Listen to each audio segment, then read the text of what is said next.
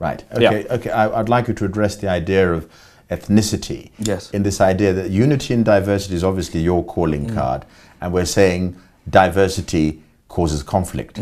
Therefore, is each in this devolved government, you want literatures in 47, 42, however many the magical number is, tongues? That's what you want. 77. Yes. 104,000. Right. 7,682. Right. You know, the thing about it is, I kind of feel one of the problems about it is coming out of the kind of colonial idea, which is say, in order for Kenya to prosper in the global marketplace, we have to speak English. In order for whatever. It is one, counter-historical. Two, as we've found out more than anything else, it is actually possible. We've made a tremendous leap in talking to each other in that I haven't had to learn Kikuyu in order to speak to you. Neither have you had to speak Luya in order to speak to me. What is the technology allows to do? What is the cross-cutting edge in my authorship? If I know the Kikuyu word or the Luya word for tree, it might exist in the English encyclopedia. That's a euphobia tree. You do and Kariuki cut down the euphobia tree. You do and Emushibuli cut down the euphobia tree. What's wrong with that? You go to a bookshop in Africa, of which they are diminishing, right? And what you just see is a lot of dry, boring things in English which people don't read. Then you go to the film industry of Nigeria and you find Igbo, Pidgin, and increasingly growing. As this technology allows people to express their intelligence and their issues, what has happened is the arts have departed from the frame that the colonies and whatever completely. And literature itself is sort of sitting cowering there, waiting for professor to say, hiyo ni mzuri, hiyo ni mzuri, hiyo ni mzuri. These parts of our arts are very primal and essential expressions of ourselves. Right. And it's not for me to say again, you do it in the Bungaland. Right. You've made two people fearful. Two people fearful of our encounter. Yes. One is the person who was hanging on to a faith-based system of perceiving the world. Yeah. And now you are the sworn enemy of the academic. Yes. Because you're going to say there isn't going to be a literature department. There isn't going to be me being boastful of the fact that Ngugi wa Thiong'o took me through D.H. Lawrence's Sons and Lovers. Kwisha, your mambo ishaisha. Is that what you're saying? What I'm saying is, therefore, death to the academic. All these days that in the 60s people were saying, when change comes, and then you go through your hiccups, you go through the stasis, you go through the fears. We've all had to go through all those things. Like when you sit down here, when someone is saying the idea of devolution is here, it's a deeply fearful thing only because it completely rewrites how our country is arranged. And utterly necessary because we know change is necessary. Now, for me, what the world now allows is end or. Do your thing, usinikanyage mimi, yeah? It's not the mine versus yours, it's the ours and or, right? So, like I told you, there's Juju music, Pentecostal music, Yoruba music, Kikuyu music, Bundalangi, Sheng via, lesbian sangoma, weka yote kwa meza moja, yeah? And then if me, I don't like the noise you're making next to me as a neighbor, I go and knock and say pole. Not this kind of thing where the narrow constraint of the very narrow colonial mentality, which we have been operating on and expanding, creates such violent feelings against each other. Right. Which is where all these things come from. If I may, another adjective, as I say, maybe that might irk a certain quality, is that you're laying all this at the feet of something called colonialism, which meaning that the colonial past is responsible in large measure to our current emotional malaise. But that also precludes that before the colonialists came along, we were on a long African trajectory, which was absolutely fine. Oh, sure. I only refer to the narrow parameters as taken post, right? So in a certain sense, why is this continent, for example, the place where you had how many thousands of languages, and we stayed with the one that was decided for us to be official? Over borders. Do we think that we are now, again, a devolved government because the borders themselves were okay? We've had to grapple with these questions for 50 years, right? Right. To start to find an appropriate way to move.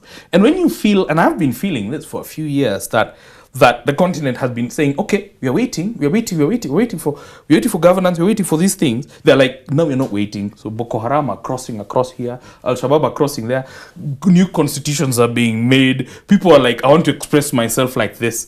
It may seem like an anarchy, but that's the change we've been waiting for. Not Boko Haram, right? So, yes. But the idea that you can start to take charge of your fate on this continent as an ordinary person, that your imagination can be freed to start to operate, right? Which leads us to a prong in our conversation, which is sadly going to be short. Yes. Where should we be headed? Because you obviously have a vision of the way in which the present is going through a cataclysmic sea change. Or where do we go from here? Where do you go from here? Just finding more love. No, that's an answer which I refuse to accept. Well, that's pontifical. I don't mean in just, I don't mean simply in the, expand, be more subtle, be more nuanced, because you're the writer. I think for me, certainly getting to the age of 40, that moving from the point at which you pose literary questions as in, these are the problems of Africa, sort of thing, and being able to start to imagine, for example, like in the book I'm trying to work on now, I'm trying to imagine what is power? What is power, I guess, religious power and technological power in a different African future? Because I realized, this was a couple of years ago, talking with my nephew, it's like, when you ask me to actually really imagine an African future, I don't mean like a utopia, now everything is fine, but a changing, evolving, and positive one. That little Protestant Puritan in me is so fearful, I'm like, is it going to look like Steve Jobs, Apple Computer? No. Is it going to be war and anarchy? No. Is it going to be inside the church? No. All these battles are inside me too. But we have to be able to imagine one that's ours somehow, right?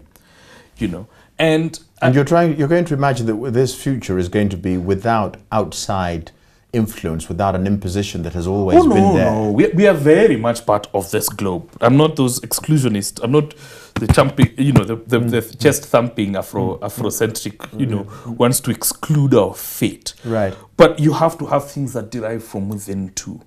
You have to have a way to imagine how you are. No, but I would accuse you of a certain idealism, because the outside, when you're saying idealism has its place, because somebody has a great desire to have a contact with the petrol reserves that we have. Somebody has a great desire to cut down the remainder of the Congo forest and turn it into a table.